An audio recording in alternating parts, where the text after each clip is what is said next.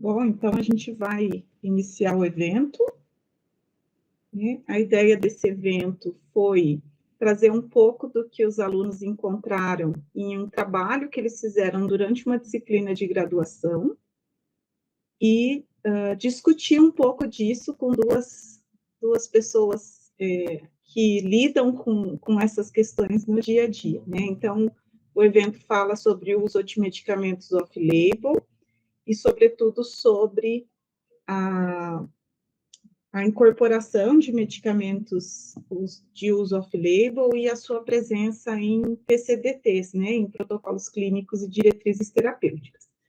Então, nós temos aqui a professora Solange Aparecida Napa. A professora Solange coordena a disciplina de graduação dentro da qual a gente fez o trabalho, né, eu coordenei o trabalho em si, e nós temos também a Ávila Vidal, né, que coordena, agora mudou o nome, né, Ávila? Eu vou deixar para você falar, para não correr o risco de falar errado, tá bom?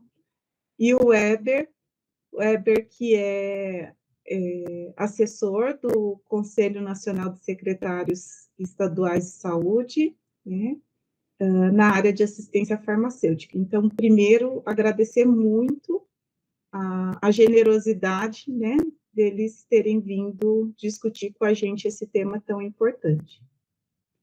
Bom, eu vou passar brevemente para a Ávila e depois para o Weber, para eles se apresentarem, e depois a gente fala um pouco sobre os resultados do trabalho e dispara as discussões. E vocês podem mandar dúvidas pelo chat, né, que a gente vai verificando aqui. A ideia é mesmo a gente ter um momento de discussão sobre esse assunto que é tão importante, só usando o trabalho como uma desculpa para ter uma tarde interessante sobre o assunto. Ávila? Olá, boa tarde. Estão me ouvindo bem? Sim. Sim, ok. Então, eu atualmente sou a coordenadora da área que atualmente se chama Coordenação Geral de Gestão de Protocolos Clínicos e Diretrizes Terapêuticas, que fica inserida no Departamento de Gestão e Incorporação de Tecnologias em Saúde do Ministério da Saúde, que é a Secretaria Executiva da Conitec. Tá? Desejo a nós uma ótima tarde. Heber, quer falar de você, Heber? Boa tarde, Daniela. Obrigado pelo convite. Solange, Ávila. O negócio é que, enfim, sou farmacêutico, trabalho aqui no CONAS, Conselho Nacional de Secretários de Saúde, coordeno a Câmara Técnica de Assistência Farmacêutica, que é composta por um titular e um suplente de cada estado, indicado pelo secretário estadual de saúde, e é o colegiado onde a gente discute as políticas públicas, e eu represento esse colegiado nos fóruns devidamente instituídos aqui em nível federal. Tenho também aí a incumbência de representar o CONAS no plenário da Conitec. Já trabalhei no componente especializado, numa farmácia de alto custo, há uns anos atrás em Curitiba, então tenho uma certa trabalho há um pouco tempo já, né, com essa questão de protocolo clínico e componente especializado. Espero poder colaborar, Daniela, com as discussões de hoje aqui. Obrigado.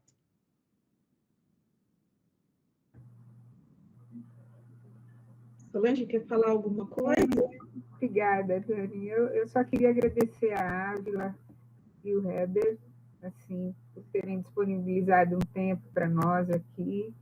E vocês não imaginam o valor disso, né? Porque tira os alunos da caixinha que é dar uma disciplina e, de repente, eles se integrarem numa realidade que para eles isso é muito inédito, né? E a gente só consegue com uma professora dessa, que é a professora Daniela, que está sempre 1000 anos na frente da gente. Né?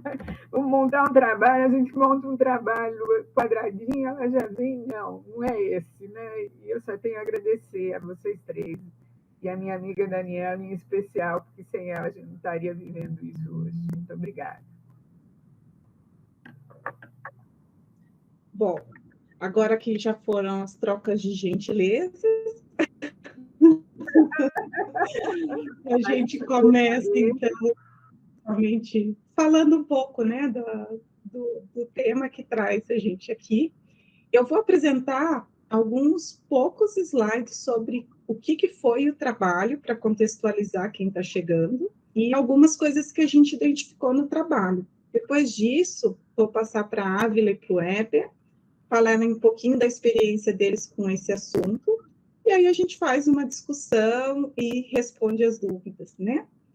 Bom, então vou apresentar aqui a minha tela.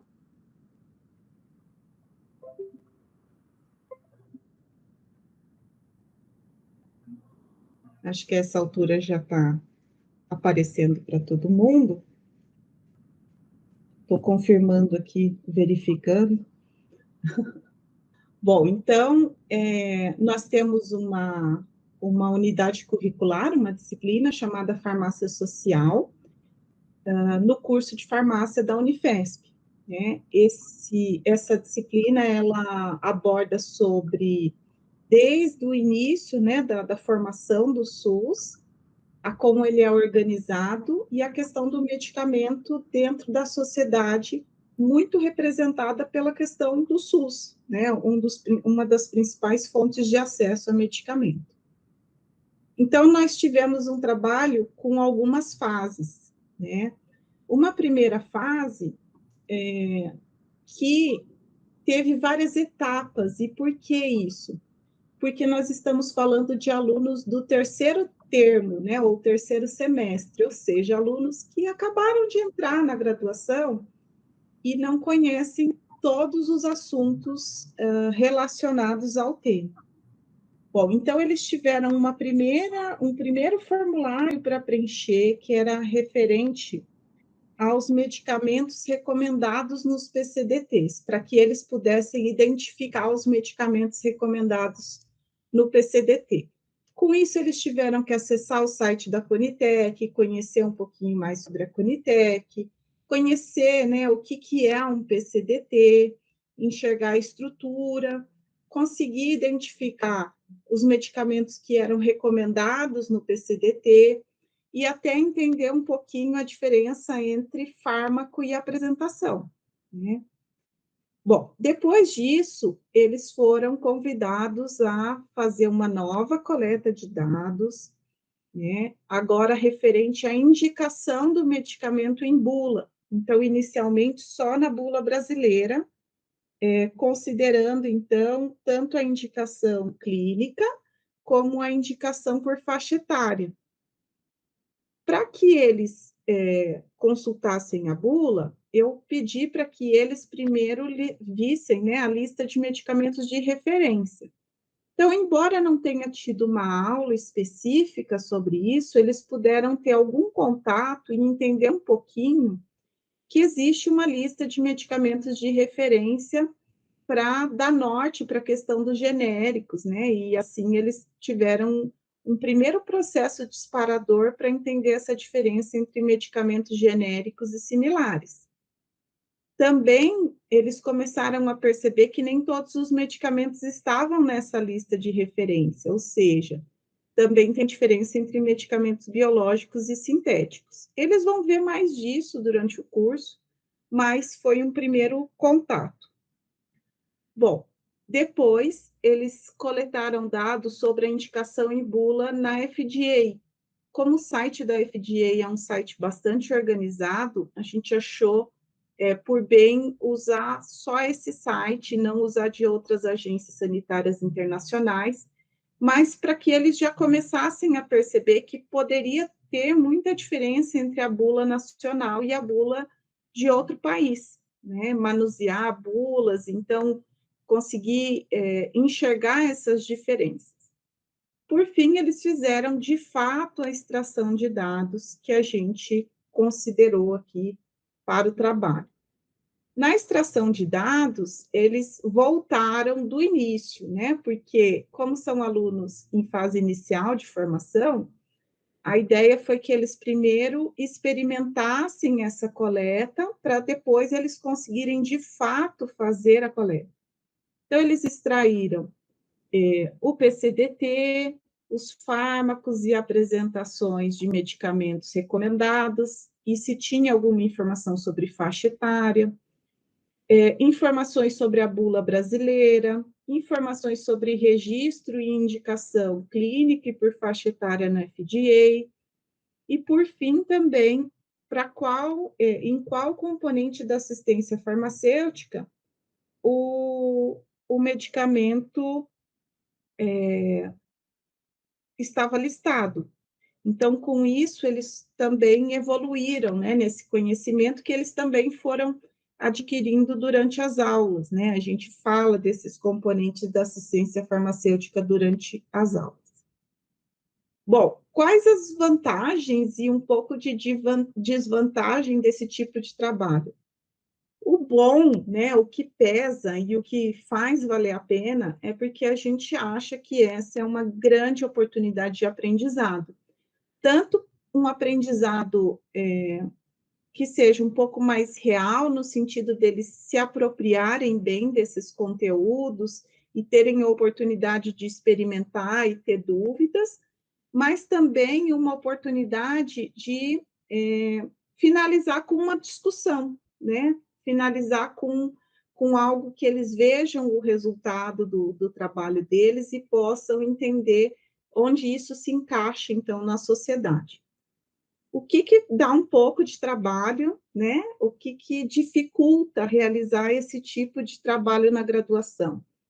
Muitos erros, né? Então, tem que ter um trabalho grande de conferência de erros de preenchimento, porque eles estão no início do curso, né? Eles têm uma série de dúvidas durante o preenchimento, são vários formulários, né? Então, tudo isso faz com que a gente tenha um volume de trabalho e retrabalho grande para poder concluir um trabalho assim.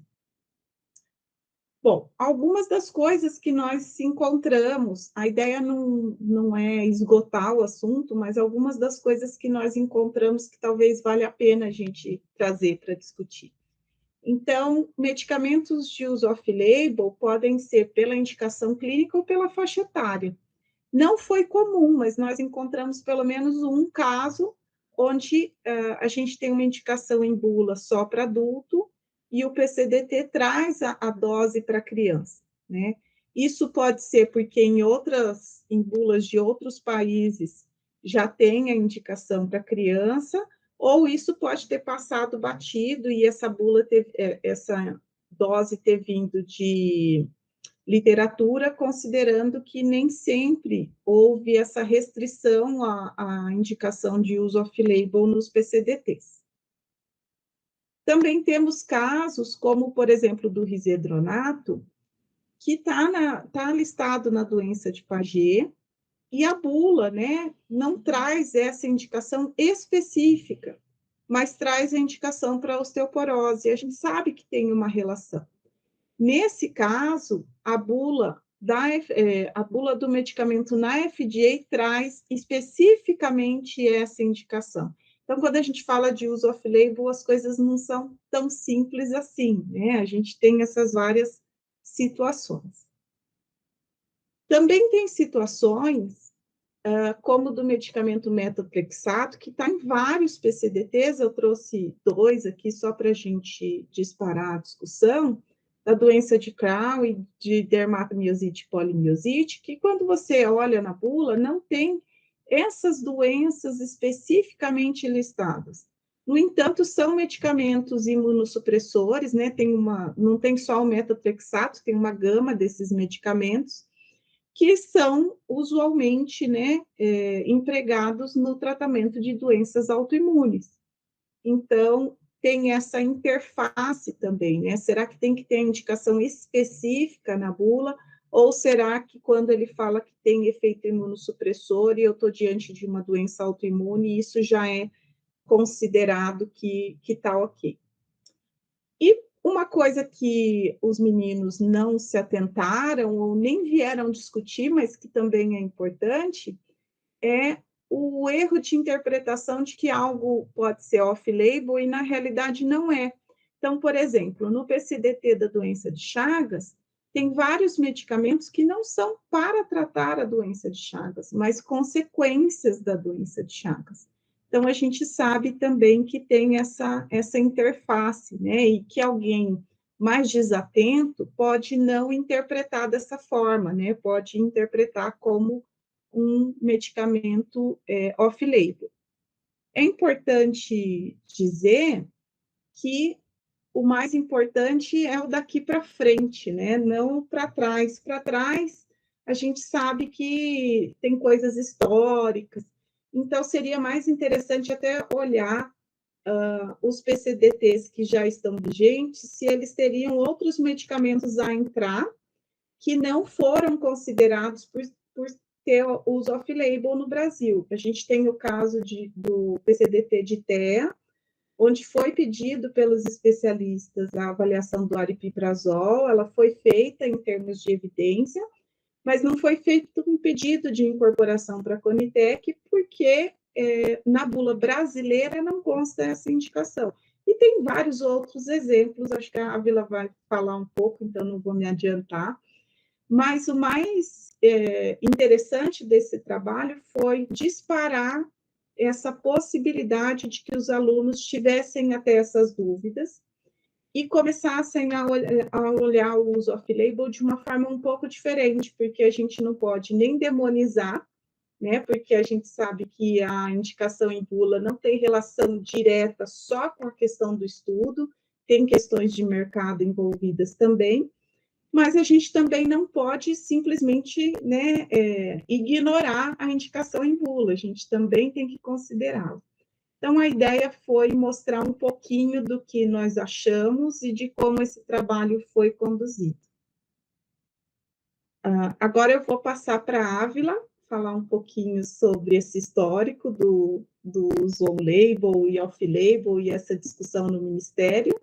Depois nós vamos ouvir o Weber, e aí sim a gente abre para a discussão. Ávila, se você quiser já comentar alguma coisa que eu mostrei, fica à vontade, viu? Daniela, obrigada. Eu queria... Qual foi o recorte que vocês usaram? Vocês avaliaram todos os PCDTs? Todos os PCDTs. A gente está com a planilha, depois a gente passa para vocês. Tá. A gente fez, né, esse trabalho de conferência, acho que tem ainda alguns detalhes para terminar de conferir, mas a gente vai passar para vocês até porque pode ser útil, né, de alguma forma.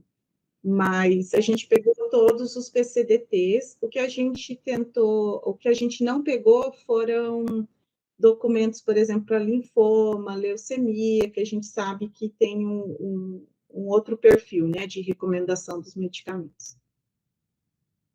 Sim, sim. Bom, assim que eu cheguei, muito curioso quando você me mostrou a planilha, né, me apresentou o trabalho que vocês estavam fazendo. Assim que eu cheguei na coordenação em 2020, né, eu estava anteriormente na ANS, e quando cheguei para assumir a coordenação de protocolos clínicos, eu pedi para que fizessem um levantamento, para a equipe, né, que fizessem um levantamento sobre essa questão dos off-label.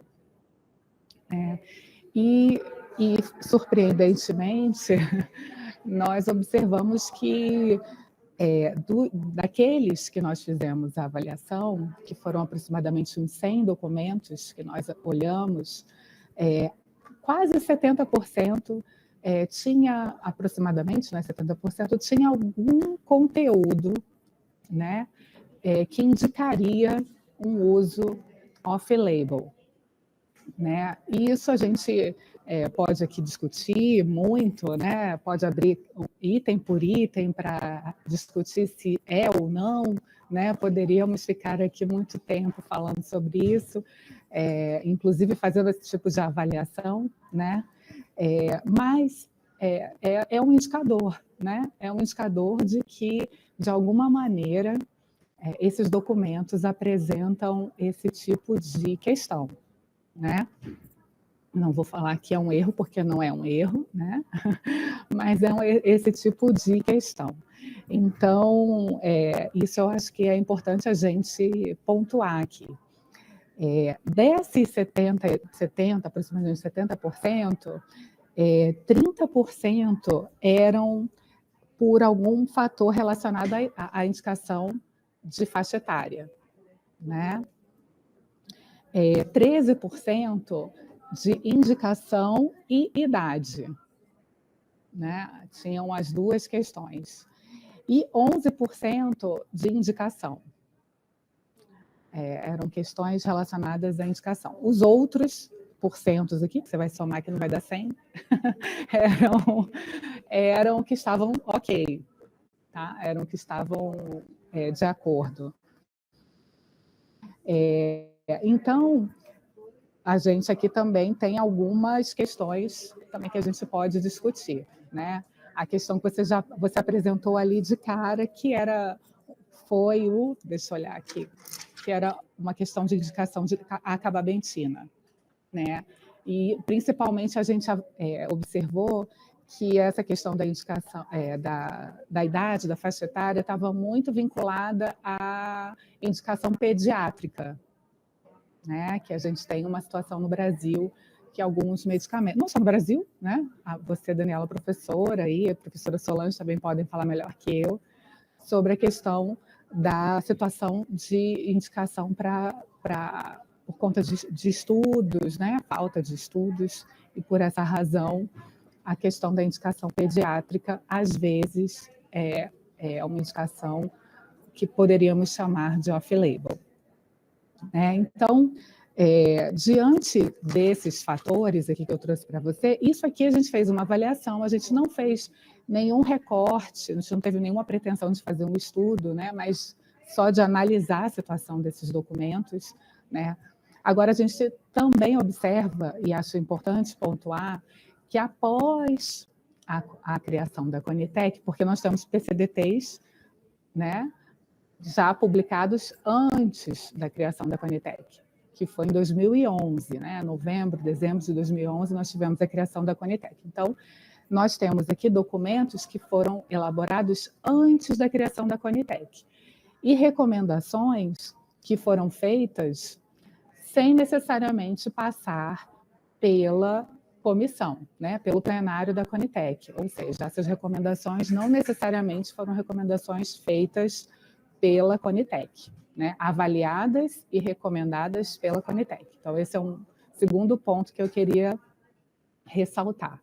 Então, das recomendações que foram feitas no âmbito da Conitec, né, nós temos algumas, né, que eu posso até trazer aqui como exemplo.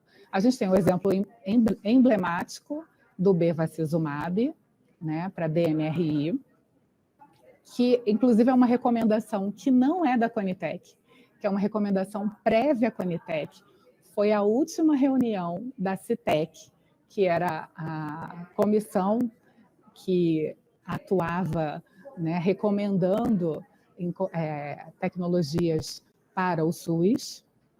Na última reunião da Conitec foi pautado o bevacizumab para DMRI e ele foi aprovado, né? E logo na sequência, criada a Conitec, e estávamos com essa recomendação e precisávamos elaborar um PCDT, né? Então, demorou-se muitos anos para que esse protocolo fosse elaborado e para que de alguma maneira isso fosse incorporado, né, de fato ao SUS, né? Até hoje nós estamos ainda nesse embate com relação ao bevacizumab. Então, eu trouxe esse exemplo que alguns até imaginam que ele tenha sido avaliado pela Conitec, mas ele não foi avaliado pela Conitec, ele foi avaliado pela CITEC. Mas outros, e ele, inclusive, recebeu, é o único medicamento, aí a gente também tem um outro fato emblemático, né, do bevacizumab, ele é o único medicamento que, quando solicitamos à Anvisa a autorização de uso fora da bula, né, foi aprovado. Então, a gente teve uma resolução da Anvisa, né, aprovando esse uso, autorizando esse uso fora da indicação em bula. E foi o único caso que nós recebemos esse retorno da Anvisa. Porque, como eu coloquei, eu tenho outros exemplos de tecnologias que foram avaliadas pela Conitec, recomendadas, e que foram encaminhadas para a Anvisa, para que, de alguma forma, a Anvisa se manifestasse sobre essa autorização de uso, mas não obtivemos retorno, né? O Weber também está aqui com a gente, também conhece essa história, né? É um ator também dessa história, e também pode falar sobre isso. Então, aqui eu vou até citar alguns, né? Que nós...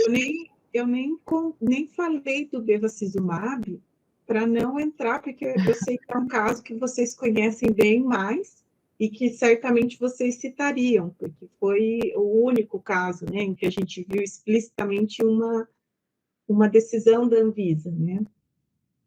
Isso, é o único caso. E aí nós temos outros que nós encaminhamos. Teve a passagem pela Conitec, né, pelo plenário da Conitec, a avaliação, a recomendação positiva, mas não tivemos, encaminhamos para a Anvisa, mas não obtivemos nenhum retorno, né? Por exemplo, micofenolato de mofetila, micofenolato de sódio, verolimo, tacrolimo, sirolimo para imunossupressão no transplante pulmonar. Esses mesmos medicamentos para transplante de pâncreas, esses mesmos medicamentos também para transplante de medula, e everolimo, tacrolimo e sirolimo para imunossupressão no transplante cardíaco. Tivemos também o micofenolato de mofetila para lúpus. O micofenolato de mofetila acabou recebendo registro recentemente. Ele tinha registro em outros países, aí a professora Daniela também citou para vocês situações assim, né? Por isso que vocês fizeram as duas avaliações, né? Na bula do Brasil, na bula nacional e na bula internacional. Esse, por exemplo, é um caso que tinha na bula internacional, mas não tínhamos na bula nacional.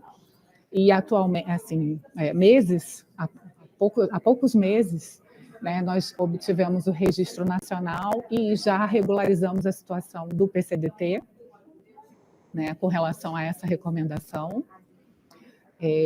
Nós também temos, por exemplo, o danazol para a síndrome de Evans, e o bevacizumab também, mas para o edema macular diabético. Então, todas essas situações que eu citei são medicamentos que foram avaliados na Conitec, tiveram recomendação positiva e foram encaminhados para a Anvisa, mas a gente não obteve retorno, né? Na verdade, nós nem obtivemos uma negativa. Então, isso é importante também para vocês saberem, né? Nós não recebemos um retorno.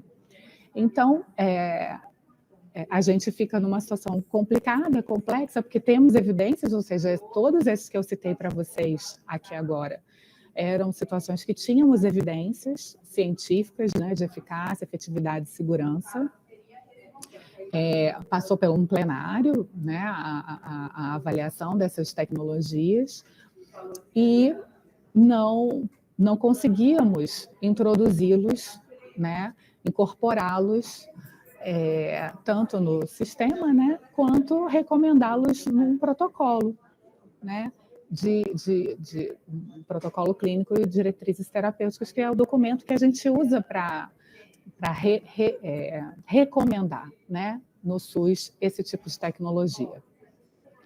Bom, diante disso, né, desse cenário aqui que eu trouxe para vocês, nós tivemos, então, algumas mobilizações, né, e dessas mobilizações, movimentos, digamos assim, desses movimentos, nós tivemos, então, a publicação de uma lei, né, a Lei 14.313, que ela altera a 8080 do SUS, né? Essa Lei 14.313 é uma lei recente, também de março desse ano, de 2022, porque até então o plenário da Conitec só poderia avaliar e recomendar tecnologias que tivessem registro, né, no Brasil.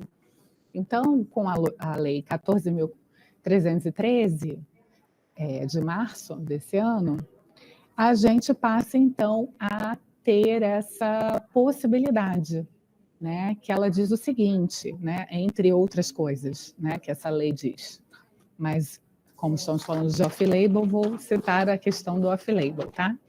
Ela diz que nós, né, como plenário, como Conitec, podemos, então, avaliar, né, medicamento e produto em que a indicação de uso seja distinta daquela aprovada no registro na Anvisa, desde que seu uso tenha sido recomendado pela Conitec, demonstradas as evidências científicas sobre a eficácia, acurácia, efetividade e segurança e esteja padronizado em protocolo estabelecido pelo Ministério da Saúde. Né? Então, nós podemos, então, avaliar e incluí-las num protocolo, né, desde que recomendada pela Conitec. E que sejam respeitadas também, né, a demonstração por estudos, por parecer técnico-científico, por revisões sistemáticas, né, a eficácia, a acurácia, a efetividade e a segurança dessas tecnologias. E aí precisávamos, então, regulamentar isso. Ah, tá, então é só isso? Não. Então, agora, mais recente, acaba de sair do forno, o decreto 11.161, de 4 de agosto de 2022. Eu sei que para vocês, né, são alunos, né, pode parecer meio chato essas coisas de lei, decreto, mas na administração pública, né, quando a gente atua, a gente precisa de regras, né? O servidor público ele só pode fazer aquilo que está em lei, né? Portanto, se não tiver uma lei, não tiver um decreto, não tiver nada, uma portaria que esteja regulamentando essas questões, a gente não pode fazer. Né? Por isso, esse imbróglio todo. Né? A gente tinha aqui evidências científicas, tinha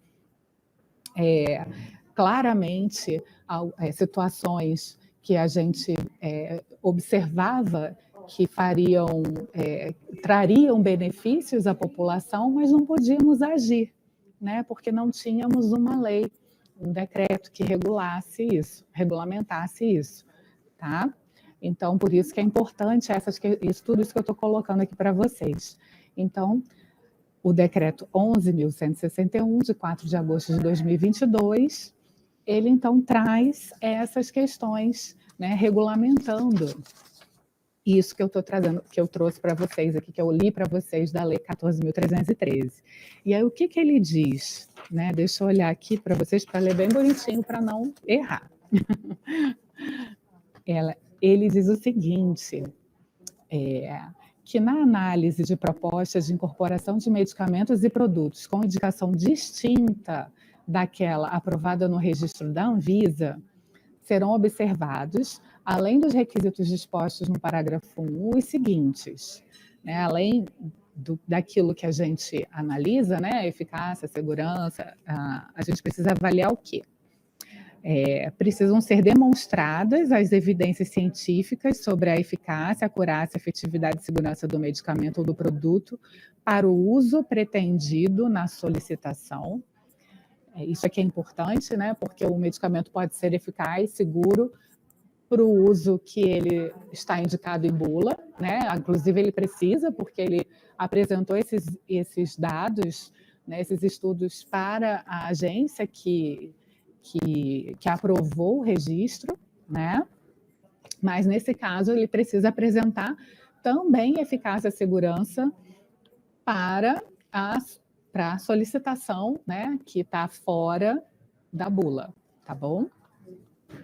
Além disso, ele também pode ter o uso consagrado, né, porque a gente tem medicamentos que são principalmente medicamentos muito antigos, né, que eventualmente eles são usados na prática clínica, mas que não foram feitos estudos para aquela situação, para aquela indicação. Né? Isso acontece principalmente para medicamentos muito antigos. Tá? Então, uso consagrado ou existência de autorização do uso pretendido em um dos países cuja autoridade regulatória competente seja membro do Conselho Internacional para a Harmonização dos Requisitos Técnicos de Produtos Farmacêuticos de Uso Humano, ICH, ou do Fórum Internacional de Reguladores de Produtos para a Saúde, IMDRF. Né? Então, que é o caso em que a professora Daniela, inclusive, foi o segundo caso, eu acho, que ela trouxe, de um medicamento que não tinha indicação em bula no Brasil, mas tinha em outro país. Tá? Então, eu acho que são essas as questões que eu queria trazer, assim, para discussão, para apontamentos de vocês. Eu vou só pedir um favor para a Ávila e para a Daniela. O primeiro caso eu não peguei, Ávila. Você falou do uso consagrado, quando tem em outro país, né? Em outro país, aquele mesmo medicamento foi registrado por uma indicação que não veio para o Brasil, e tem um primeiro que eu não sei o que aconteceu comigo, não peguei. Tá, não tem problema. É demonstração das evidências científicas sobre a eficácia, acurácia, efetividade e segurança do medicamento ou do produto, porque isso não é só para medicamento, né? Tá. Para o uso pretendido na solicitação, porque ele precisa apresentar evidências de eficácia e segurança para aquele uso, né? Para o uso de indicação fora da bula, né? Porque na bula ele ele tem porque ele apresentou esses estudos, inclusive, para ser registrado, né? Então interpretando, a gente teria a situação de ter o registro em outro país já em bula, ou não ter o registro em outro país, mas ter literatura, evidência científica mostrando eficácia e segurança para a indicação pretendida. É isso, né? São as duas condições. Então, Ávila, só não entendi o seguinte, quando você fala, ele tem que demonstrar quem é o ele. É isso que eu não... Quem é o ele? É o dono do produto ou é a Conitec? A Conitec. Ah, então tá. É isso. A Conitec. Ele como, enfim, ele medicamento. Mas... Não, eu pensei não, agora ele ficou precisa claro. ter essas condições, mas quem precisa comprovar... A Conitec solicita e coloca para os seus membros, apresentando a documentação. Tá, agora ficou claro para mim. Tá bom. Obrigada, Ávila. Isso, desculpa. É isso aí. Não, eu é que perdi esse pedaço. Muito obrigada. Bom, acho que a gente deixa as provocações, né, maiores para o final, vou deixar o Weber falar um pouquinho do que ele achou e da experiência dele com o tema. Eu acho que uma coisa muito boa é que acabou combinando que com o evento saiu o decreto saiu agora mesmo, está super fresquinho, e foi bom, acho que até para os alunos perceberem o quanto esse tema é relevante, né? Porque eu acho que a gente tem uma discussão ainda muito incipiente sobre uso off-label, né? Às vezes, quem é da farmácia fica muito na questão da indicação que tem que estar em bula, porque isso garante maior segurança para o paciente, e não olha para essa questão do acesso. Por outro lado, tem essas questões das relações entre as instituições, né, que a gente, lógico que gostaria que fossem mais próximas, mas a gente entende que elas têm objetivos diferentes, né, e isso faz com que tenham uma certa dificuldade, às vezes até de organizar as agendas e prioridades, né, Ávila? Acho que o que pode ser prioritário para a Conitec, às vezes, não é prioritário para a Anvisa naquele momento, considerando o volume de coisas, né, que as duas instituições têm para cuidar. Então, eu vou passar para o Weber, falar um pouquinho da experiência dele, e depois a gente discute um pouco e responde dúvidas eventuais. E, pessoal, vocês podem mandar dúvidas pelo chat, a gente está acompanhando, tá bom? Obrigado, Daniela. Enfim, um assunto relevante e delicado, eu estava pensando, principalmente na atual conjuntura, né? Acho que off-label, IFA e ensaio clínico são três coisas aí que não estavam né, no dia a dia dos brasileiros aí, depois da pandemia, são coisas que as pessoas começaram a se interessar um pouco melhor, né? Então, assim, é bastante delicado falar de off-label nesse momento. Já fui farmacêutico, né, de farmácia de ponta, então tenho uma certa experiência na avaliação, né, dos processos dos pacientes lá. Hoje em dia acompanho a Câmara Técnica que eu represento aqui nos fóruns devidamente instituídos do SUS. Então, no detalhe de esse ou aquele medicamento para essa situação clínica ou aquela, eu de fato não tenho assim clareza de quais são, né? A gente, os mais relevantes eu acho que já foram comentados aqui. Mas do ponto de vista assim de gestão, que é o que, né, o Estado faz, o Estado na política de assistência farmacêutica, sobretudo do componente especializado, é responsável pela execução, né, pela entrada do processo e pelo atendimento do paciente, pelo fornecimento do medicamento. Então, assim, de bate pronto já poderia assim quase que cravar que ter um produto off-label em um protocolo não significa que a gente vai ter impacto negativo no acesso. Pelo contrário, né? Acho que o protocolo ele tem essa função de nortear o acesso e ter um medicamento devidamente previsto ali dentro dá segurança para o gestor, dá segurança para quem está lá dispensando e para quem está prescrevendo. Então, imagino que talvez por uma questão assim de termo de referência, aquisição, né, algum tipo de direcionamento de aquisição num processo licitatório, né, está comprando medicamento por uma indicação que não está em bula, isso aí pode em algum momento acontecer, não é com muita frequência, mas aí sim a gente estaria falando de um problema diretamente ligado, né, ao acesso. Na verdade, é o contrário. Não ter o medicamento off-label que tenha a sua eficácia comprovada é que é o problema, né? Então, essa aqui é uma pergunta que eu queria fazer, Daniela, que eu já vou deixar para você responder no final, se houve alguma observação de frequência temporal de mais off-label antes da Conitec. É isso que a gente espera, né? Mais off-label antes da Conitec do que depois, né? Porque esses exemplos que a Ávila deu, sobretudo dos imunossupressores para transplante, o paciente ele vai utilizar de qualquer forma, seja por meio da política pública instituída, né, no SUS, ou seja por meio de força judicial. Então, o medicamento tem seu uso consagrado, tem eficácia comprovada, ele só não tem indicação e o devido registro na nossa agência regulatória. Todavia, a prescrição existe, a demanda existe. E as secretarias, elas provêm esse acesso de alguma forma ou de outra. E aí, quando a gente fala em judicialização de medicamento, aí sim a gente impacta acesso de todos os outros medicamentos e as outras políticas, porque, de fato, as demandas judiciais, elas desorganizam toda a estrutura de qualquer, né, instituição de saúde. Outro ponto, eu acho que, assim, em relação à relevância,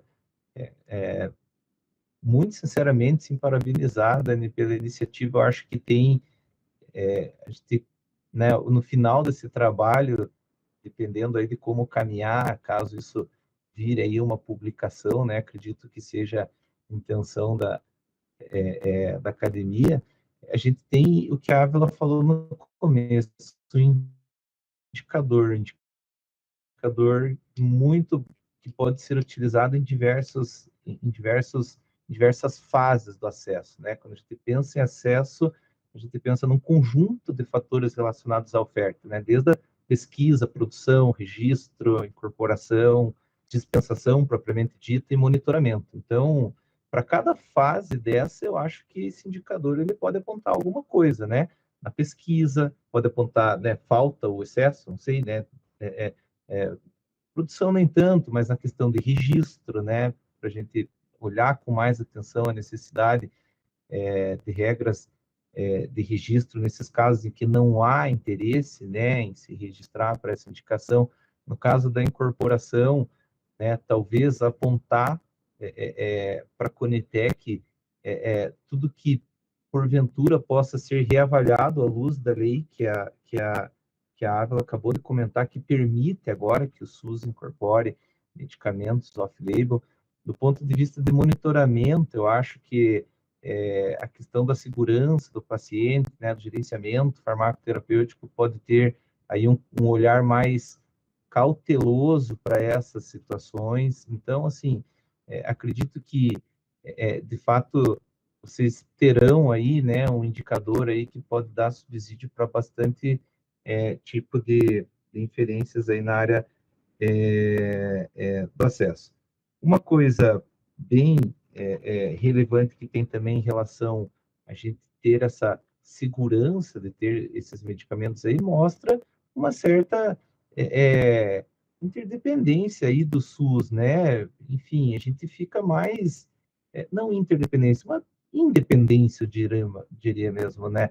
Do Sistema Único de Saúde. A gente não fica à mercê daquilo que, né, o produtor quer ou não quer colocar. Então, assim, a gente fica à mercê da evidência científica. Então, tem evidência, a gente sabe que é eficaz e seguro, a gente tem condições de garantir para a sociedade que isso, de fato, vai trazer eficiência para o sistema, vai trazer né, resultados clínicos bastante relevantes. Aí, então, assim, né, acho que de forma geral é isso, né, assim, em relação ao acesso, agora acho que a gente está num momento bastante, como é que eu posso dizer, um momento bom de tratar disso, porque a gente tem condições legais de fazer, né, tem uma estrutura de avaliação de tecnologia competente para dizer se isso é eficaz e seguro, e temos a população que necessita, né? Eu acho que o problema era quando nós não tínhamos tudo isso, né? Então assim, em linhas gerais, ter medicamento off-label PCDT não é problema de acesso para uma secretaria estadual entregar o medicamento e cuidar desse paciente, né? Pelo contrário, né? Não ter que é o problema.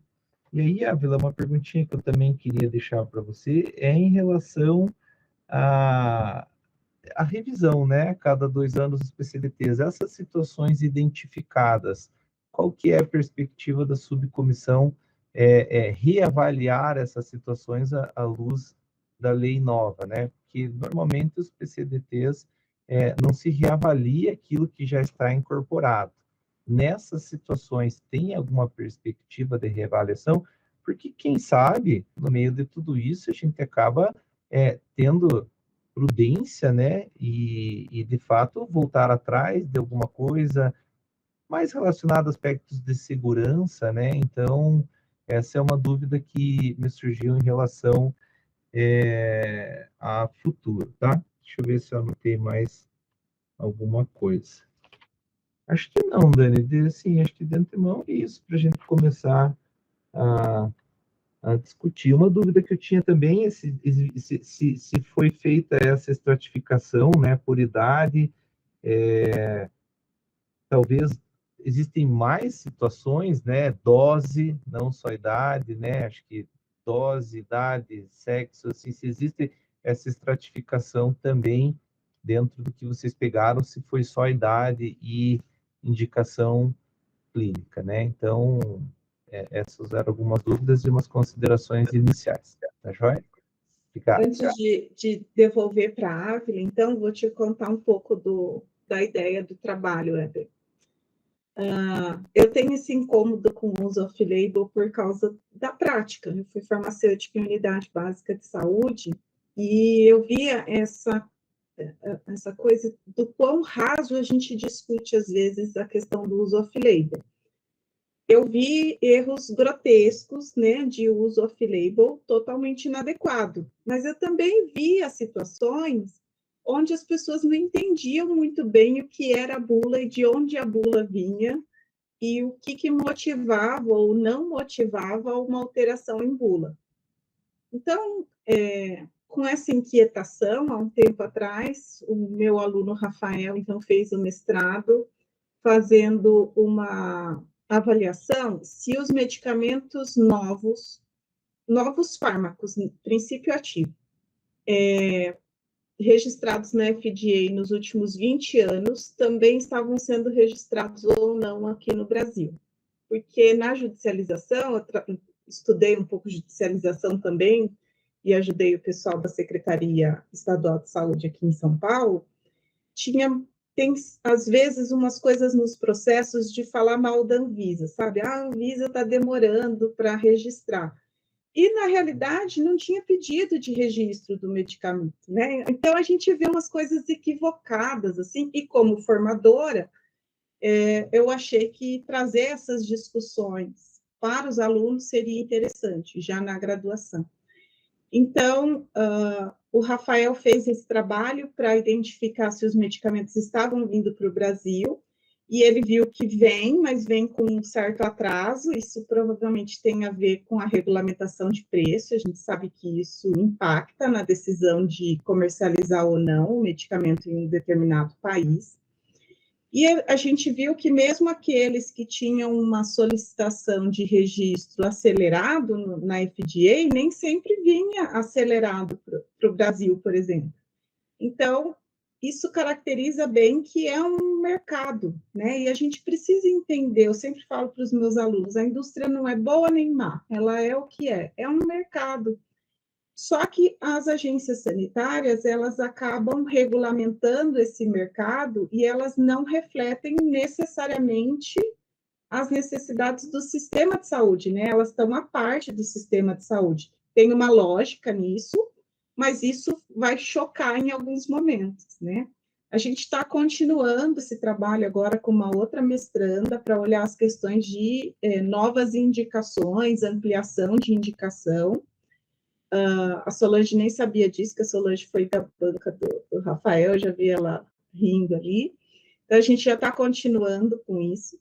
Mas para essa turma que estava iniciando, eu achei que era um bom momento, como eu já sabia que a lei estava vindo e estava tendo essa discussão, e já tinha esse trabalho prévio do Rafael, eu achei que era uma boa forma de provocá-los a olhar a questão do medicamento, do uso off-label, do ponto de vista de mercado também, não apenas só do ponto de vista se não está na bula eu não posso usar, né? Ou se não está na bula é porque não era para usar, assim, demonizar mesmo o uso off-label. Eu vou te dizer que, quando eu leio a lei, eu sempre fico como farmacêutica, sempre vem aquele receiozinho, que eu acho que vocês também têm um pouco, do quanto uma decisão assim poderia enfraquecer a Anvisa politicamente. A gente está em um momento, né, que todas as instituições têm esse olhar meio enfraquecido, né? Então, à primeira vista, eu pensei nesse aspecto também, mas eu acho que a questão do acesso sobrepõe, principalmente porque você fez a pergunta, acho que principal. A gente não achou nenhum caso gritante de falar assim, olha, o que está no PCDT está completamente equivocado. O que a gente viu foram situações de uso off-label que, assim, a gente não fez uma análise de pertinência, até porque não dava tempo, né, de fazer isso dentro do escopo desse trabalho, mas, olhando como farmacêutica, lista ali, eu te digo que nada me assustou de falar assim, nossa, isso não poderia estar assim, tá? Em relação à dose, e até tem uma pergunta no chat sobre administração, a gente não fez essa análise, porque, veja, é uma disciplina que é de um semestre só, uma disciplina de 2 créditos, né? E a gente colocou um trabalho, tinha um grupo grande, todo mundo, para cada medicamento e PCDT, foram coletados os dados por 2 ou 3 alunos, para a gente poder fazer a conferência. Então, a gente não colocou dose e a questão da administração, porque senão ia ficar muito grande para essa turma. Mas, certamente, dá um trabalho interessante olhar a questão da dose, olhar a questão de via de administração. E a gente teve discussões recentes sobre isso, né? Tem o caso do metotrexato, que em bula não se prevê o uso subcutâneo, e os reumatologistas falam que, assim, na prática clínica é só o uso subcutâneo, porque tem várias situações onde seria prejudicial fazer a administração intramuscular. E eles relatam, inclusive, dificuldades de acesso pelos pacientes no componente especializado, porque os farmacêuticos, ou quem está atendendo lá, refere que é uso off-label e não vai liberar, né? E aí eles acabam fazendo uma prescrição com uso intramuscular, para que o paciente retire o medicamento, e uma subcutânea para que ele, de fato, aplique o medicamento. Então, quer dizer, você ficar restrito demais, sem considerar essas particularidades do uso do medicamento na prática, pode levar a um erro muito maior, muito pior, porque confunde esse paciente, né? Dificulta a vida dele.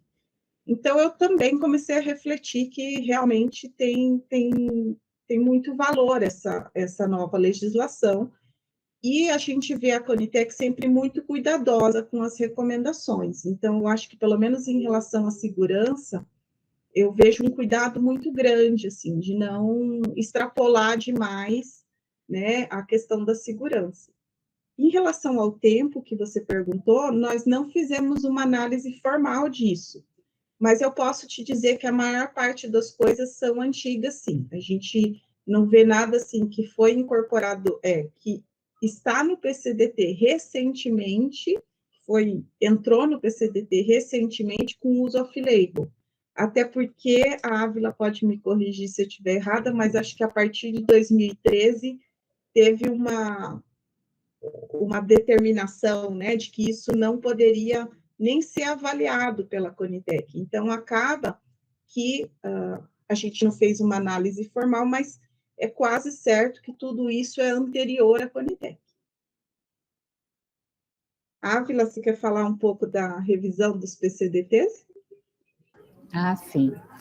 Então, Heber, uma novidade que o decreto traz é que a gente não vai mais precisar respeitar esse prazo de 2 anos para atualizar os PCDTs.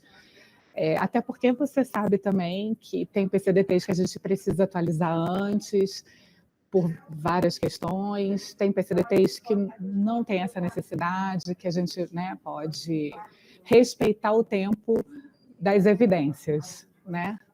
Que assim que os países, inclusive a gente teve uma reunião recente com o NICE, que eles têm avaliado a cada 5 anos os protocolos, né, os guidelines deles, mas eles estão revendo essa questão do tempo, porque o que você precisa respeitar são as evidências, né? Se existe alguma evidência que motive uma mudança de recomendação, você sim se debruça sobre aquele documento para atualizá-lo, né? Então, assim que a gente vai atuar a partir de agora.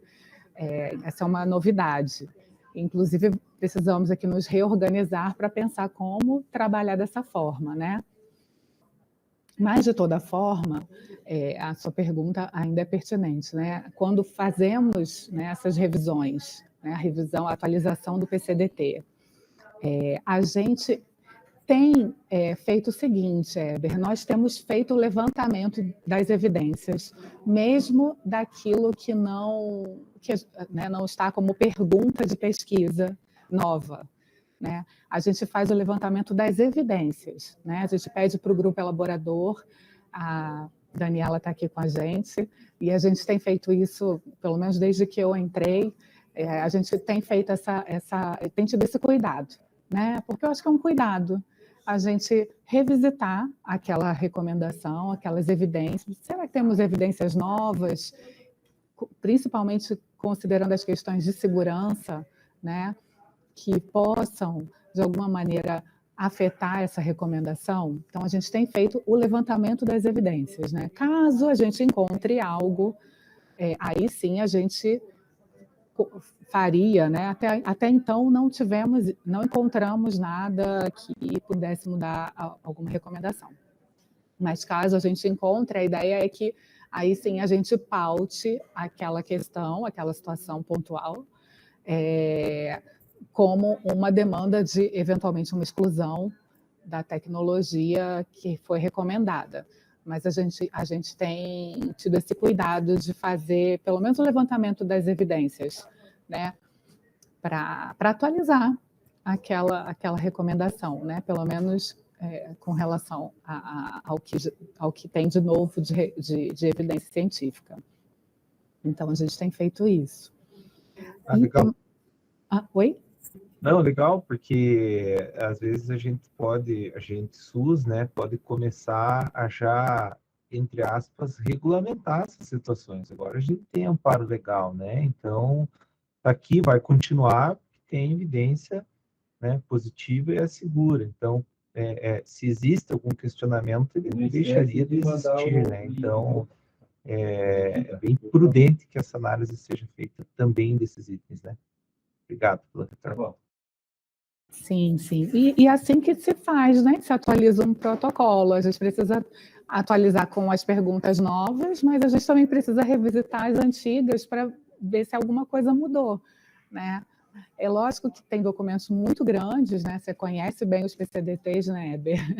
A gente tem PCDTs que tem muitas recomendações, que tem um volume de trabalho nesse sentido muito grande, mas a gente também prioriza algumas situações, né? algumas recomendações em especial, enfim, mas a gente tem feito assim. Né? A Daniela está aqui também, se ela quiser contar da experiência dela como grupo elaborador. Não, a gente teve uma boa experiência com isso. Por exemplo, no PCDT de TEA foi feita síntese de evidências, tanto para aripiprazol, mesmo que a gente soubesse que não ia poder pedir a incorporação naquele momento para a Conitec, como para canabinoide, inclusive para dar suporte quando a gente sabe que muitas vezes judicializa. Então, assim, pelo menos fica como fonte de informação confiável, né? Acho que o PCDT tem esse caráter também. E sobre as revisões, né, a gente sabe que eu trabalho muito com diretrizes clínicas já há algum tempo, avaliação de qualidade desse tipo de documento, e a gente sabe que não tem um tempo ideal, não tem um tempo previsto como adequado.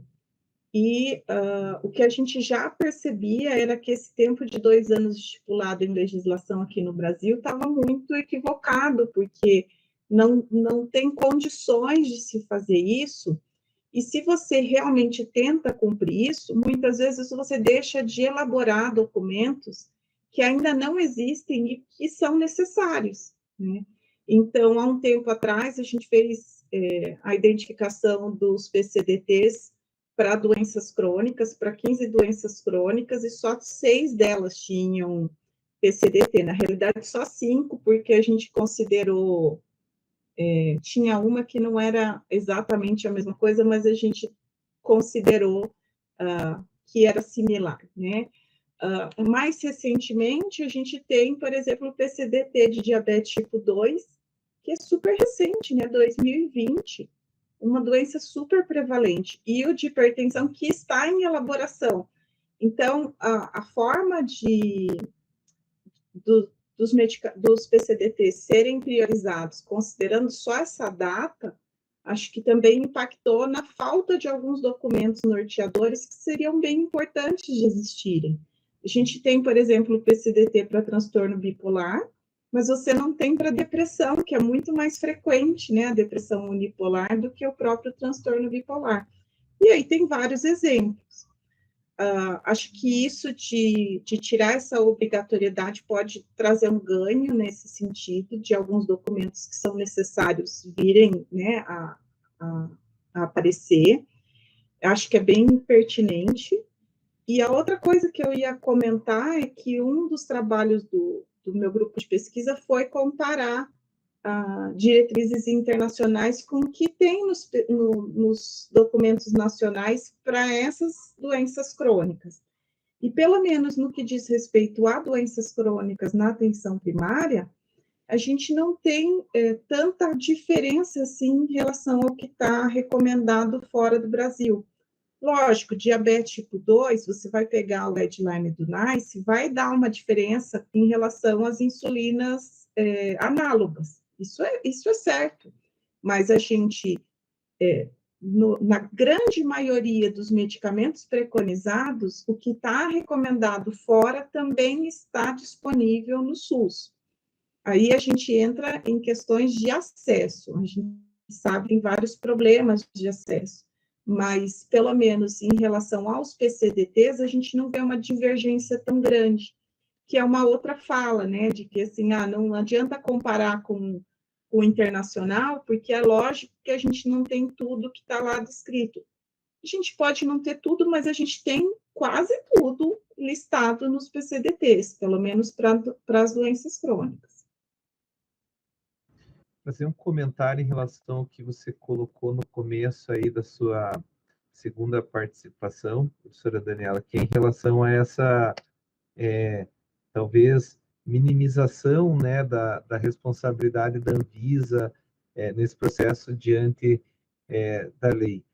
Há, sim, esse sentimento, mas, por outro lado, fortalece o SUS e a incorporação, então tudo tem, né, que ser visto né, de todos os lados, né? Então, pessoalmente, eu acho assim que, por qualquer que tenha sido a intenção de se publicar esse tipo de regra, a gente pode ter muita segurança no que a Conitec vai fazer, né? Acho que essa lei ela vai ser utilizada com muita cautela, né? O plenário não vai utilizar, né, desse artifício legal para, enfim, colocar aí para os nossos concidadãos produtos que não têm segurança ou eficácia comprovada. Então, acho que dá para a gente separar bem, né, qual é o papel da Anvisa nesse processo e qual é o papel da Conitec, e tratar com muita segurança, com muita tranquilidade, sabe, essa questão da lei nova.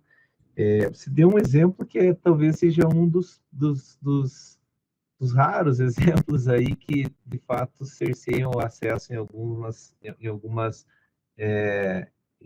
regiões, talvez em algumas farmácias, por conta da rigorosidade do farmacêutico, né? Imagine, o paciente tem que ir para a farmácia com 2 prescrições de medicamento, uma para retirar, outra para aplicar, né? A questão do metotrexato, acho que ele é endovenoso na bula, se não me engano, no PCDT, e o pessoal faz subcutâneo, como você falou.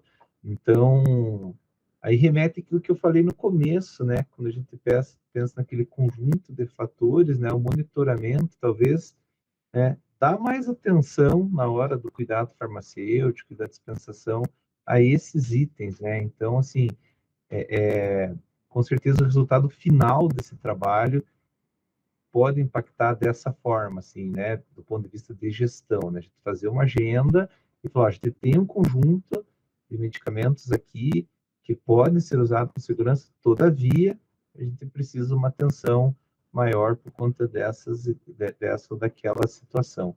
Então, mais uma vez, assim, dizer que o resultado final de tudo isso, de fato, pode interferir bastante, assim, no acesso daqui para frente, né?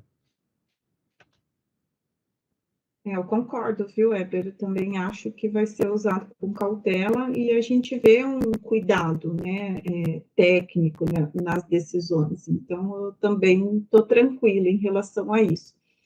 É que a gente vai discutindo com os colegas, né, e existe mesmo essa...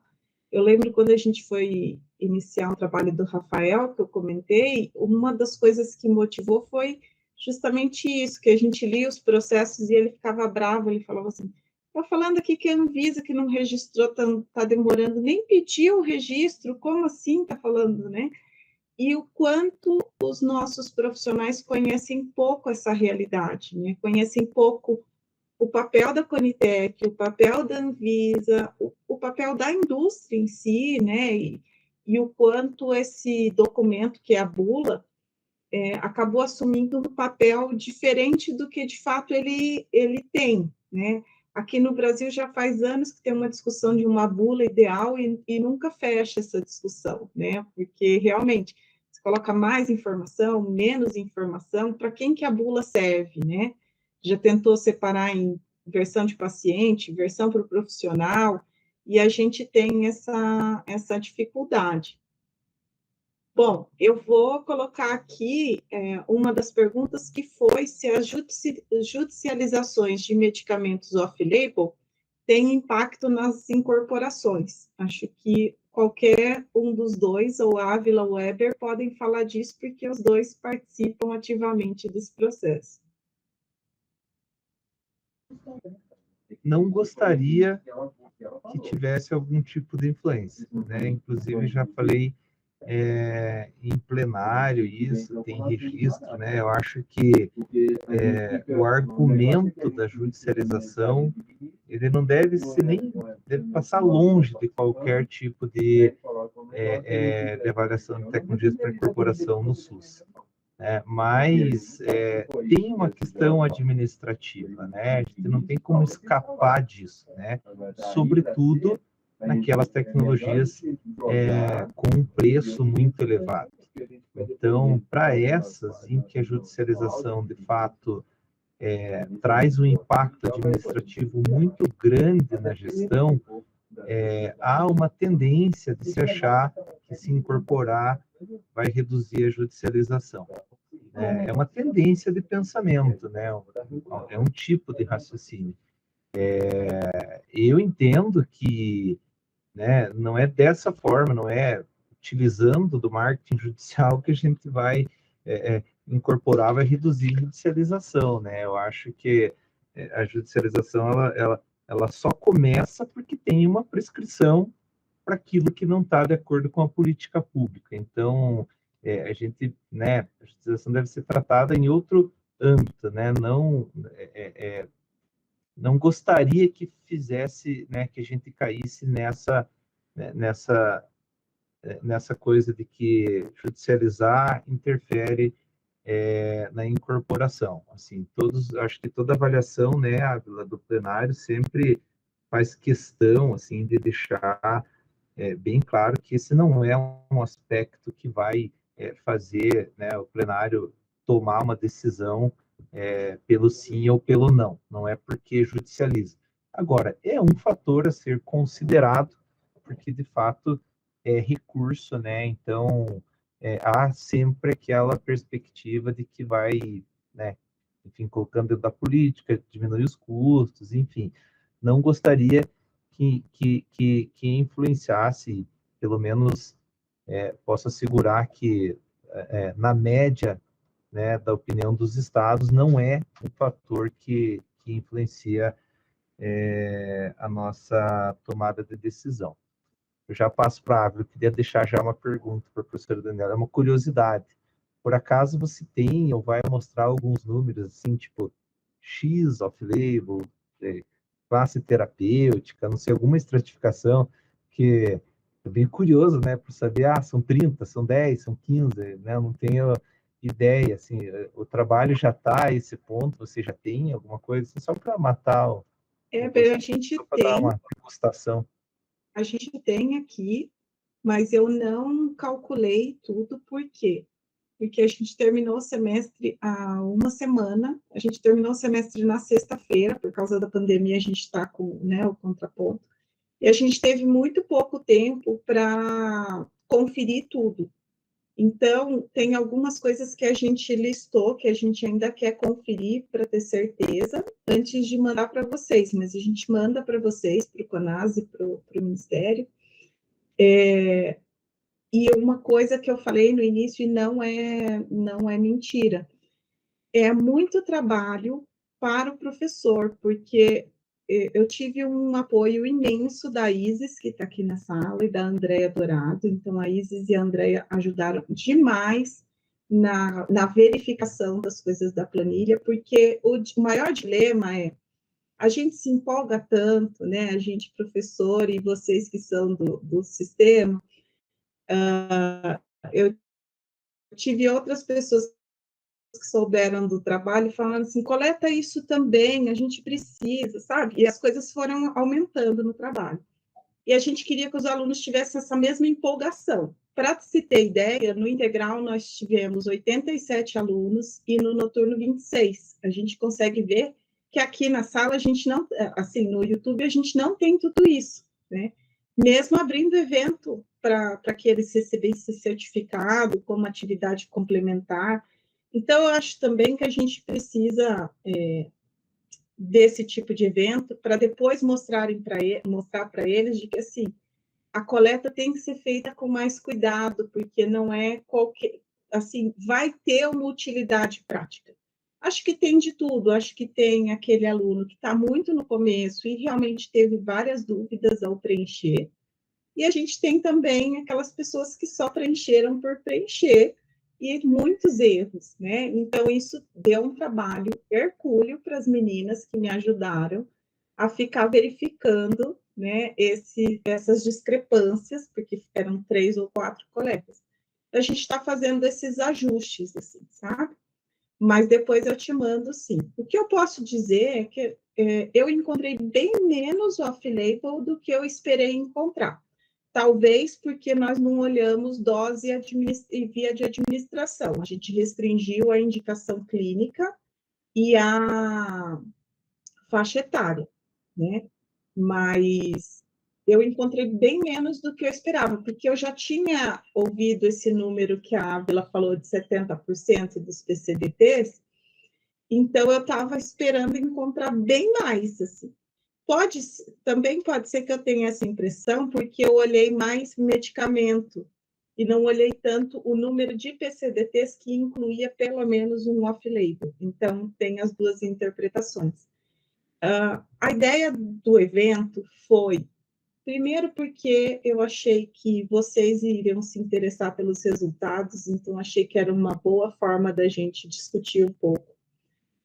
Talvez trazer um pouco mais de aluno para essa área, né, para despertar o interesse. A gente está em São Paulo, os farmacêuticos são disputados com a indústria, né, então a gente disputa os farmacêuticos da área que vão para a nossa área clínica ou de atuação no sistema de saúde com a própria indústria, né, que também quer farmacêuticos. Então, a gente disputa o interesse deles também.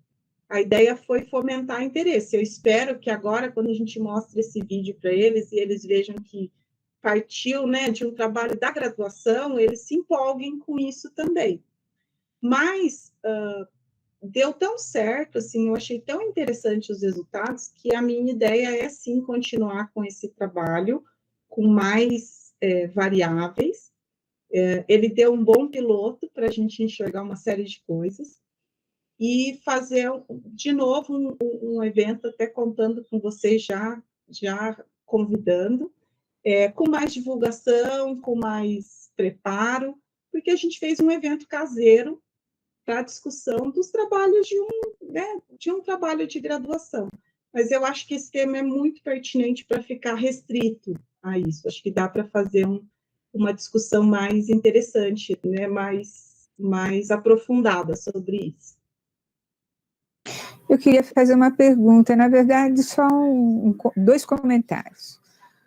O primeiro é sobre os alunos mesmo, eu acho que ainda falta um pouquinho de maturidade, ainda estão no terceiro termo, né, no terceiro semestre, então eu imagino que seja um pouco isso, né, de ainda ser aluno, né, ter a cabeça de aluno, eu preciso fazer para passar, eu preciso, então, e não entendem, e esse é um evento muito inovador, o que a Daniela propôs é uma coisa muito inovadora, sair dos seus dados, sair dali dos dados pedidos para um trabalho e entender que aqueles dados têm uma consequência, né? tem uma vida fora da classe, fora da sala. Então, acho que espero que com o tempo isso a gente consiga trazer essa ideia para aluno, né? Que com esses trabalhos que saem do teórico e entendam que vão para uma coisa mais objetiva e que tem uma aplicação na vida da gente, talvez isso traga uma importância maior para eles e um envolvimento desenvolvimento maior, mas assim mesmo eles tiveram esse desenvolvimento, né, Dani? Até me surpreendeu por estar no terceiro semestre e ainda eles tiveram esse envolvimento, quiseram acertar, eles ainda não tinham a sequência muito disso, no né? início, Eu faço isso, vai acontecer. É muito no início, essas coisas todas novas, né? Tem tech, né? Até destaco, viu, Solange, que por um lado eu acho que é importante trazer isso da maturidade, do preenchimento, como um despertar para eles, mas ao mesmo tempo eu tive relatos muito que me emocionaram, assim, final de aula, de que, nossa, agora eu entendi, sabe? Uma coisa e bonita. foi gostoso de fazer, foi interessante.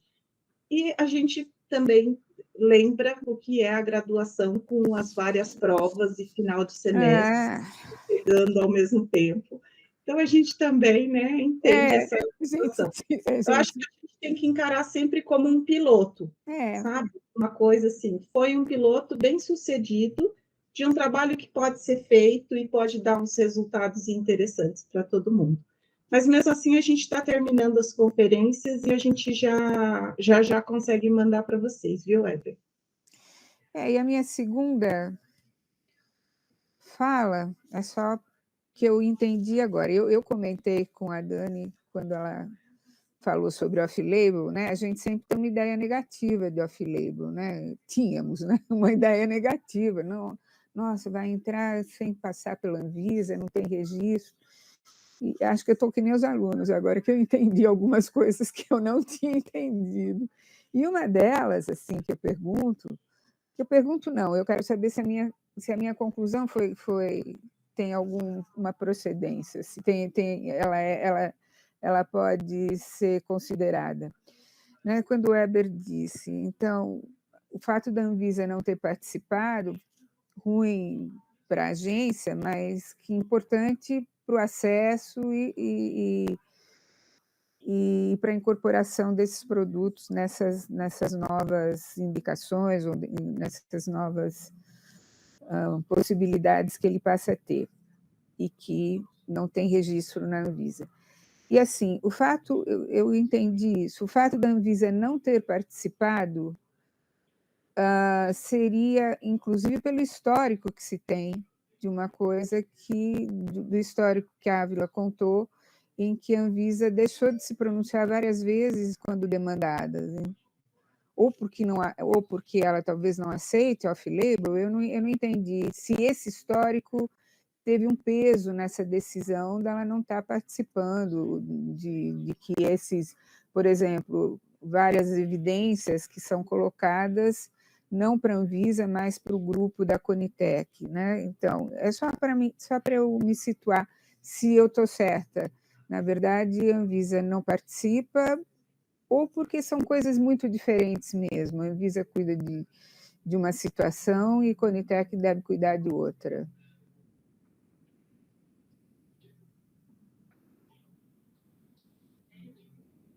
Não sei se foi direcionado a pergunta, mas, enfim, eu já começo...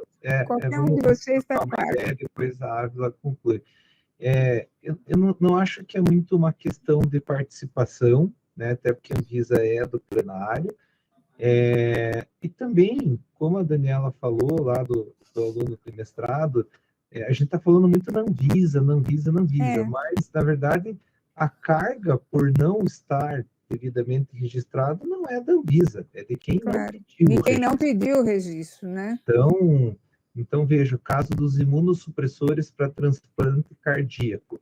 A gente tem os medicamentos incorporados ao SUS para outros tipos de transplante, por exemplo, transplante renal, no caso do tacrolimus, do sirolimus, em que a gente passou mais de 10 anos aí com pacientes com essa indicação e não tínhamos como fornecer via SUS, porque não tinha previsão desse tipo de transplante.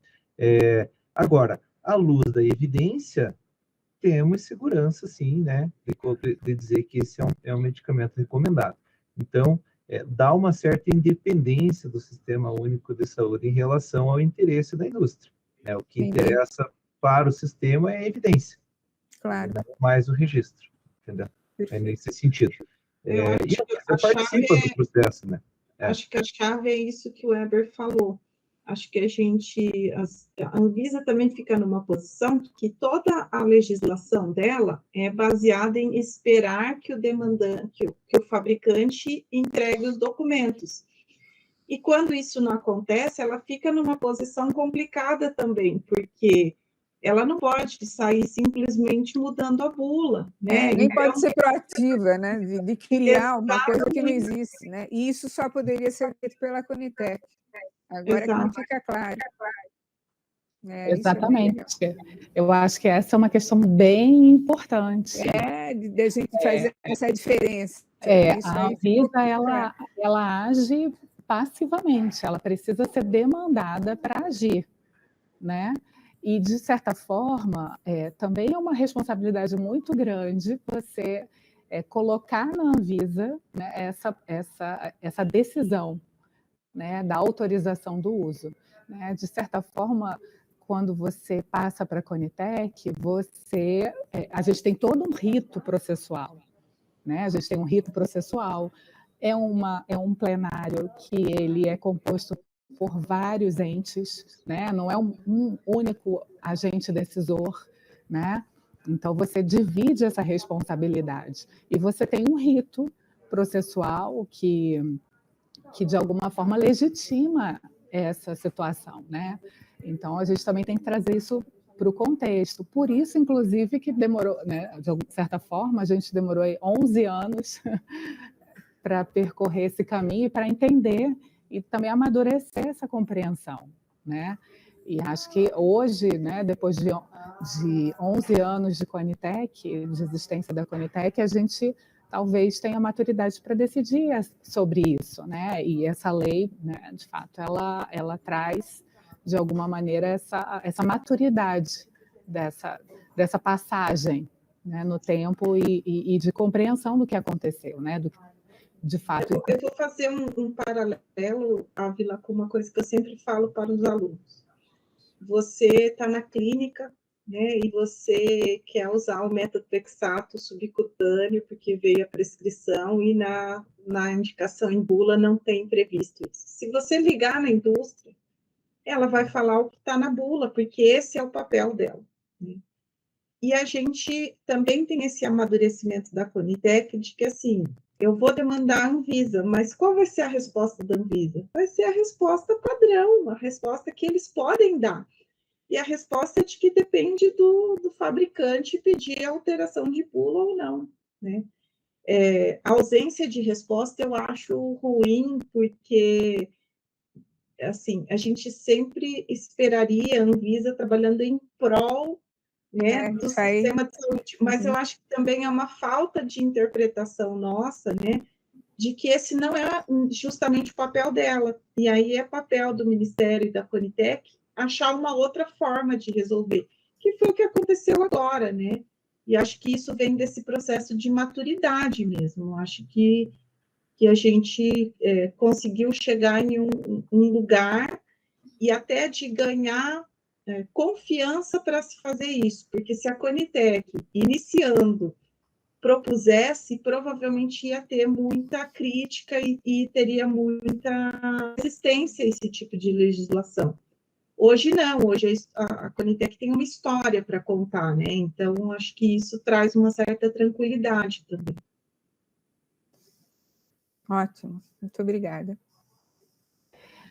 Bom, eu só vou comentar sobre a questão da judicialização, complementar o que o Weber colocou, que a judicialização ela não é um critério, né, para decisão, mas ela faz parte do contexto, né? E quando a gente avalia tecnologias em saúde, a gente tem uns critérios muito claros lá definidos em lei, né, de eficácia, segurança, impacto orçamentário, avaliação econômica, mas a gente sempre, em qualquer país que você esteja tomando decisões sobre avaliação de tecnologias para finalidades de incorporação, você precisa analisar o contexto, você precisa entender o contexto, né? O contexto também é considerado, né? O contexto, questões culturais, né? Então, na verdade, é mais nesse sentido, assim, complementando a fala do Weber, né?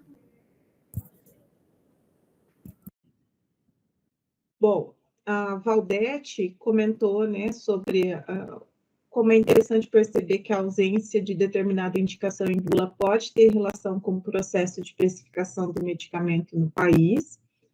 Isso tem relação, né, com o fato de que a empresa que decide para qual indicação ela vai solicitar a Anvisa incluir na bula, e em complemento que a indicação solicitada pela empresa também tem relação direta com o preço que ela vai conseguir para o medicamento. Acho que isso também tem a ver com o fato de que a gente tem vários medicamentos que muitas vezes são registrados para uma indicação, em geral rara, e depois uma tentativa de ampliação de indicações, né? E tem se discutido no mundo todo, inclusive, a necessidade de revisão dos preços depois que amplia as indicações, né? Porque daí o contexto muda, como a Ávila falou. E a judicialização pressiona também, a gente sabe bem dessa situação. Bom, tem uma pergunta que acho que até a Solange podia tentar responder essa, Solange, que é quando tem contraindicação e desaconselhamento de uso dentro da bula, se isso também constituiria uso off-label.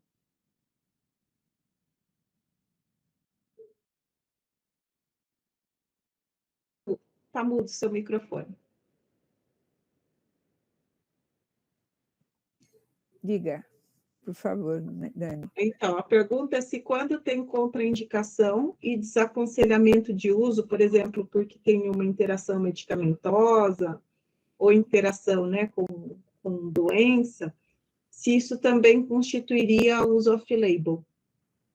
É uma pergunta mais técnica, né, do que é o off-label. Olha, eu não entenderia que isso seria off-label. Não, eu não entenderia que uma contraindicação, não, até porque foi baseado em evidência e tudo mais, eu acho que não que off-label não seja, mas está na bula, baseado nos resultados das pesquisas que foram feitas, eu não entendo como off-label, não. Posso fazer uma consideração? Pode sim. Na minha cabeça, eu interpreto isso da seguinte forma, tipo critério de inclusão e exclusão de PCDT, né, Ávila? Primeiro é indicado, então ele está na bula, né? A contraindicação é uma coisa que não conversa com o off-label, então eu tenho a mesma visão que a professora Solange, né? Ele é indicado, ele tem a indicação de bula, mas ele tem algumas contraindicações que devem, né, que a gente deve obedecer, né? Tipo, protocolo clínico, primeiro inclui, o paciente cumpre todos os critérios, mas ele tem alguma condição clínica que o exclui do PCDT, né? Mas não que ele não esteja com aquela situação clínica, né? Então eu vejo mais ou menos dessa forma. Eu também acho que não deveríamos classificar como off-label essa situação, não. Uhum. Daniela, você me permite fazer um destaque também não sobre a situação, mas sobre a que você falou anteriormente, sobre doenças raras e indicação, só para destacar que a indústria não pode solicitar o uso, a incorporação de uma tecnologia off-label, a indústria ou qualquer outro ente que não seja a Conitec, né? Essa demanda vem da Conitec, via um protocolo clínico, né? Uma atualização de protocolo ou elaboração de um protocolo, ou uma recomendação estrita da Conitec. Tá? Então, isso é importante destacar. Acho que isso é super importante, porque acho que o principal receio de quem tem resistência a essa legislação é justamente que, com a judicialização do uso off-label, se use isso para fazer, né, uma pressão para a incorporação de medicamentos off-label. E acho que esse esclarecimento é super importante, porque, muito. Né, porque tira a resistência a isso. Acho que é bem importante mesmo. E acho também que não está sendo uma porta aberta, né? Sim, sim. Com a necessidade do sistema. Então, é isso que eu ia perguntar. Ainda tem, e por trás disso tem a necessidade do sistema. É por isso que a Conitec solicita esse off-label, né? Tem uma outra situação atrás, não é só por conta off-label, porque tem um uso consagrado, não, é por conta de que tem uma situação de emergência, de necessidade. Existe um vácuo. Isso. Onde tem o vácuo, alguém precisa atuar e decidir. É certo. É nessa situação. Então, acho que é bem importante a gente... Né, eu acho que isso tem que ser bem enfatizado. Né? Quem decide, quem solicita e quem inicia o procedimento do off-label é a Conitec. Eu acho que a gente tem muito caminho pela frente nesse assunto. Eu acho que a questão da formação precisa melhorar nisso, né? A gente vê, em relação à judicialização, por exemplo, você também precisa parar de ter a situação de simplesmente falar para o juiz que aquilo não pode ser dado ao paciente por meio de judicialização, porque é uso off-label. A discussão tem que ser mais qualificada, tanto nos relatórios que contrapõem uma demanda judicial que não seria justificada, como também na Conitec, né? Então, não pode ficar nessa coisa rasa de demonizar o off-label, porque senão o juiz olha e fala assim, mas até a Conitec está aceitando off-label, então essa justificativa não cola. E não cola mesmo, né? A gente sabe que não cola. Por outro lado, a gente precisa tanto dos profissionais prescritores, principalmente os médicos, né?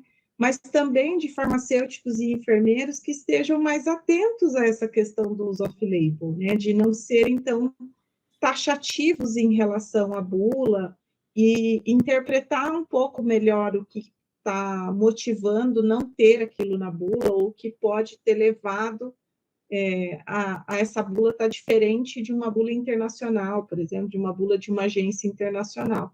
Eu acho que tudo isso reflete muito na formação. E por isso que eu acredito tanto que esse seja o espaço para a gente evento, porque eu sei que a agenda da Ávila e do Weber são muito concorridas e tinham receio de gastar essa ficha com um evento que talvez não tivesse, né, o preparo adequado do jeito que eu gostaria de recebê-los, né, com um espaço virtual requintado, digamos assim. A gente fez uma coisa muito caseira mesmo, mas, ao mesmo tempo, conhecendo a Ávila e o Weber e sabendo da história deles e da vontade deles de contribuir, fiquei à vontade para convidá-los. E acho que é importante a graduação também ter esse espaço, porque às vezes a gente faz os eventos pensando só na pós-graduação, e a formação de graduação é tão importante para que a gente tenha depois as pessoas no mercado e até pós-graduandos melhores, né? Então, agradecer muito pelos dois, pela Solange ter confiado da gente inventar um trabalho enorme e maluco. Confio. Em se tratando de Daniela, eu sempre confio. Então, agora eu vou passar para cada um, se quiser falar suas palavras finais, né, nesse final de tarde, para a gente encerrar, mas só deixar o meu, assim, mais sincero agradecimento e reforçar de novo o papel da Isis e da Andréia para que isso tudo fosse possível. Obrigada, meninas. Daniela, eu queria só agradecer, né? Para mim também é uma grande oportunidade, uma possibilidade de falar sobre, enfim, essas mudanças todas que estão acontecendo. A gente ainda está numa fase muito recente, né? Muitas coisas ainda precisam ser compreendidas, inclusive para nós, né? Mas agradeço a possibilidade de dividir um pouco com vocês esse momento, né? Nesse momento. E, enfim, já fui aluna de graduação e senti a falta desses momentos também. Acho que é uma iniciativa primorosa. Parabéns, Daniela, você realmente é muito visionária, né? São raras as pessoas assim, então agradeço muito a você e também queria parabenizá-la por isso. É isso aí, acho que a palavra é de agradecimento mesmo, né? vale tanto para nós quanto para os alunos, né? A gente aprende, cresce, né? A gente sempre tem alguma coisa a mais a acrescentar. Saber também que falar um pouquinho pode fazer diferença na formação deles é bastante satisfatório, né? Vai que um que está assistindo hoje aí se empolga e entra para o time do SUS e vem defender o nosso sistema como a gente defende, né? Então, é bastante oportuno. Parabéns a Isis, a outra colega que eu não lembro o nome, e Daniela pelo trabalho, e acho que muito mais, né, é a satisfação de poder estar presente aqui do que qualquer outra coisa. A gente anda meio corrido ultimamente, né? Tem o dia meio cheio, mas bem planejado, sempre vai ter tempo, sempre vou ter disponibilidade, Daniela, para sobretudo para os seus convites aí, tá bom? Pode contar comigo. Obrigado. Bom, vou me despedir aqui. Também vou fazer coro com vocês e agradecer a Daniela. Daniela é anos-luz na frente da gente, ela sempre tem uma visão que, num primeiro momento, a gente morre de medo do que a Daniela vai, né? Mas é confiar, e eu confio plenamente. E Daniela é muito especial e muito, muito inteligente demais. E queria agradecer a Ávila e Éber, que foram corajosos, porque estão lidando com uma população aqui que vocês nunca tiveram, talvez, né? Aluno, professor, né? Que não é do cotidiano de vocês, e vocês foram extremamente... se fizeram entender muito bem, assim, né? Falaram com muita simplicidade, coisas complexas que trouxeram para a gente uma compreensão diferente do que a gente tinha, e eu agradeço demais. Para mim isso foi fundamental. Eu acho que vocês falaram coisas que realmente eu não tinha pensado. Eu acho que não só foi para os alunos, não, que vocês despertaram, foram para as professoras, eu inclusive. Então, eu agradeço muito, e foi muito valiosa a participação de vocês, e acho que vou ficar torcendo para a Daniela ter esses insights futuros aí, para a gente poder ter mais desses encontros. Muito obrigada, gente. Obrigada mesmo. Bom, então a gente vai finalizar. Agradeço quem esteve com a gente até aqui. Agradeço o carinho e a generosidade de todo mundo que está aqui junto, né, e que topou o desafio de fazer essa discussão. A gente sabe que às vezes é um tema um pouco espinhoso, a gente ficou até com receio, né, que perguntas que virão, mas até que foi tranquilo. E acho, Solange, que é iniciar a disciplina com esse tipo de vídeo, para eles verem que a disciplina tem uma importância, né, até a própria disciplina em si. Mas obrigada a todo mundo e até a próxima, então.